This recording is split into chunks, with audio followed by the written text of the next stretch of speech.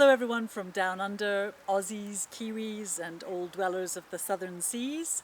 I'm Merryn Glover, author of novels, short stories, plays and non-fiction, and I'm waving to you here from the island of Britain in the North Sea, and in fact the northern part of that island here in the Highlands of Scotland where I live. I'm an Australian citizen by passport, but I was born and brought up in Nepal, Pakistan and India, and I've lived in Scotland now for 25 years, so consider myself something of a nomad and a global citizen. I was originally born in Kathmandu and spent much of my childhood in a mountain village with no electricity or running water, but a strong community and a very rich culture. I went to boarding school in the Indian Himalayas, and the first novel I wrote, A House Called Askaval, is set in that hill station and spans 70 years of India's recent history from independence and partition. I went to Deakin Uni in Melbourne, where I did a teaching degree, and then after that I moved to Scotland for love. And then my husband and I went back and worked in Nepal together, which is where many of my short stories are set. We settled our family here in the Spey Valley in 2006, and our house here is the longest that I have lived anywhere in the world.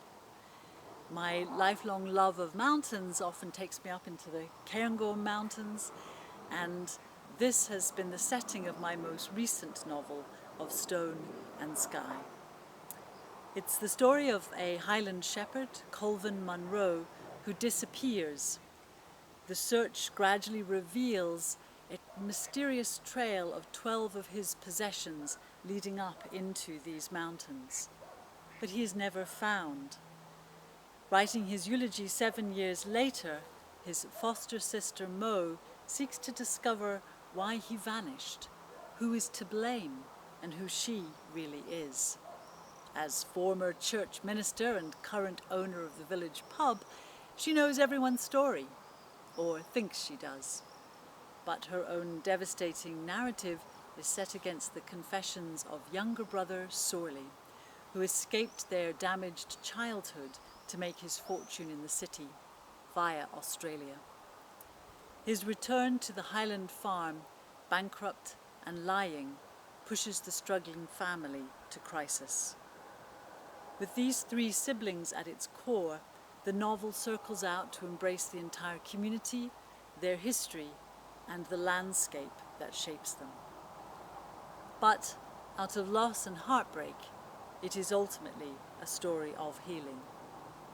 I can't wait for you to discover this novel, now available in the Antipodes in all good bookshops and libraries and online and as an ebook. And I love hearing from readers. So do look for me on merrynglover.com and on social media. Meanwhile, enjoy reading and get in touch.